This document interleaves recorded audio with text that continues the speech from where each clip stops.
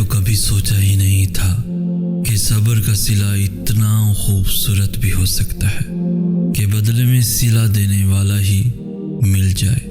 مجھے تو کبھی ایسا گمان نہیں ہوا تھا کہ سب کچھ کھو کر بھی مجھے سب کچھ مل جانا ہے۔ عجیب پہیلی ہے زندگی، کبھی جیت کر انسان ہار جاتا ہے اور کبھی ہار کر جیت جاتا ہے۔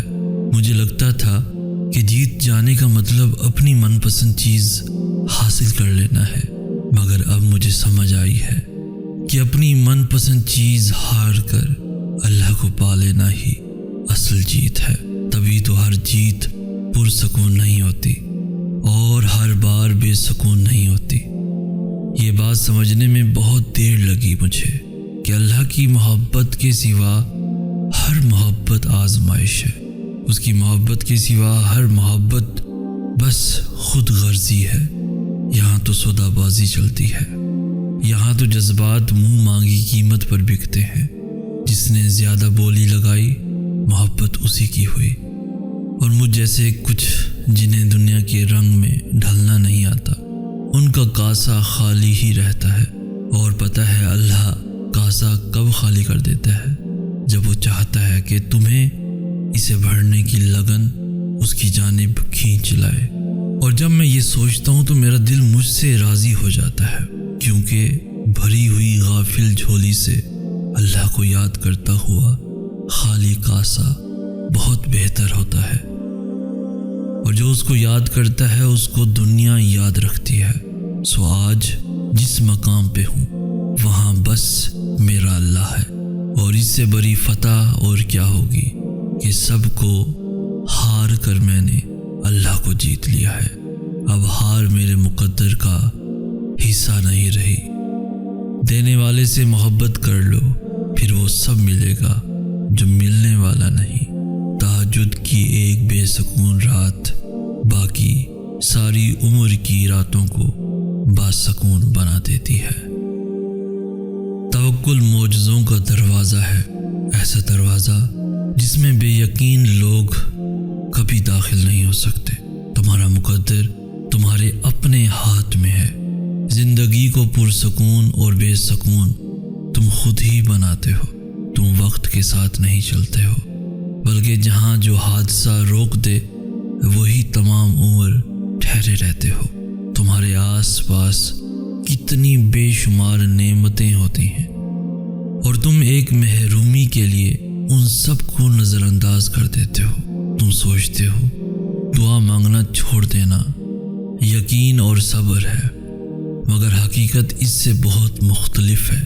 یقین تو وہ ہے جب کچھ نہ ہونے کے بعد بھی دعا کے لیے ہاتھ اٹھائے جاتے ہیں۔ صبر تو وہ ہے کہ دل کے تڑپنے کے باوجود معاملات اللہ کو سونپ دیے جاتے ہیں۔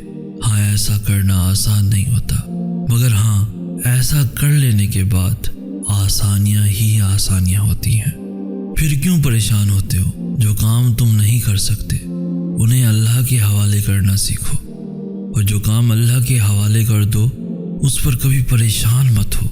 ہاں دعا ضرور مانگو، مگر نصیب سے مت لڑو، نعمتوں کو مت ٹھکراؤ، دعاؤں کی بے ادبی مت کرو یہ کہہ کر کہ دعائیں اب قبول نہیں ہوں گی، کیونکہ دعائیں ہمیشہ قبول ہوتی ہیں، اور وہ تو اتنا رحیم ہے کہ کافر کا سوال بھی رد نہیں کرتا۔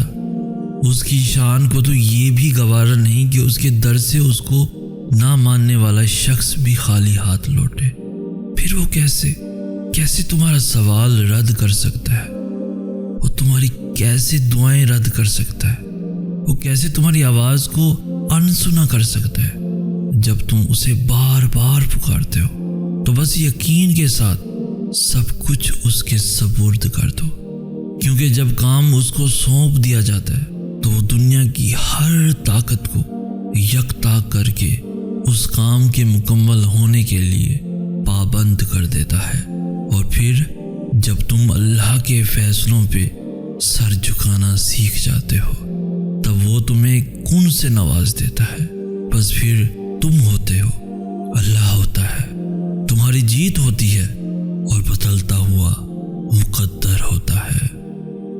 جتنی تکلیف سے گزر کر تم آج اللہ تک پہنچے ہو، اب یا تو تم اسے پالو گے یا تمہیں صبر مل جائے گا۔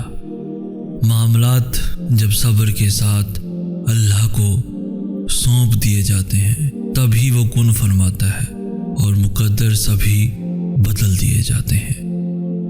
اللہ کی محبت کی کوئی مثال نہیں۔ اس کی محبت اس پھول کی طرح ہے جسے دیکھا نہیں جا سکتا، بس محسوس کیا جا سکتا ہے، اور جب اسے محسوس کرنے لگو گے تو ساری الجھنیں سلجھنے لگیں گی، اور یاد رکھو تم اسے بھول بھی جاؤ تبھی وہ تمہیں نہیں بھولتا۔ قرآن پاک میں اس رب کی باتیں پڑھو تو عقل دنگ رہ جاتی ہیں کہ یا اللہ اتنی محبت مجھ سے، یا اللہ میں اس قابل نہیں، اور بے شک جب وہ راضی ہو جاتا ہے تو ساری کائنات جھولی میں لا کر رکھ دیتا ہے۔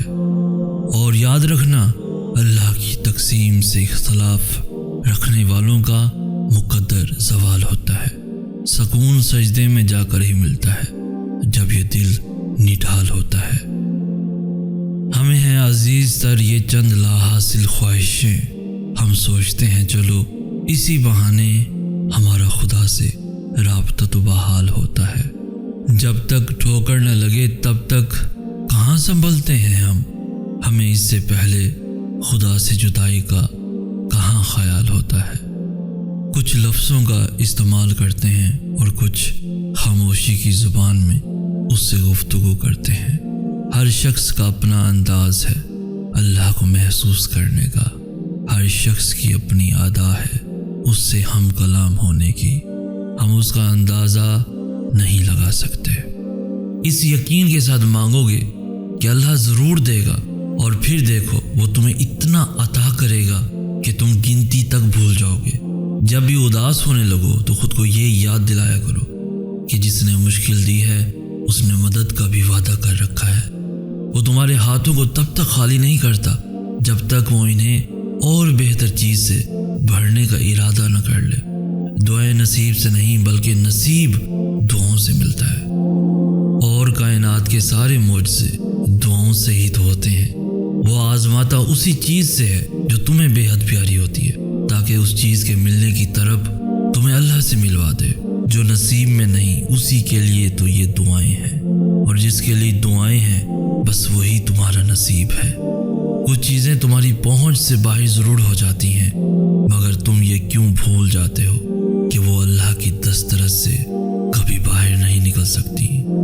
پھر تو بس تمہارے لبوں سے ایک پکار نکلنے کی دیر ہوتی ہے کہ قبولیت کے معجزوں کو حکم کن دے دیا جاتا ہے۔ جس نے دو جہاں سمیٹ رکھے ہیں وہ تمہیں بھی ہمیشہ بکھرا رہنے نہیں دے گا۔ جب دنیا تمہیں گھٹنوں کے بل گرا دیتی ہے تب وہ تمہیں ایسے سنبھال لیتا ہے کہ پھر کوئی ٹھوکر تمہیں گرا نہیں پاتی، اور جو چیزیں اس کی دسترس میں ہوتی ہیں وہ ہمیشہ تمہاری بس ایک دعا کی طاق میں رہتی ہیں۔ اللہ کبھی کبھار آزمائش کے لیے تمہاری پسندیدہ چیزوں کو تمہاری نگاہ سے تو دور کر دیتا ہے، مگر تمہارے نصیب سے کبھی دور نہیں کرتا۔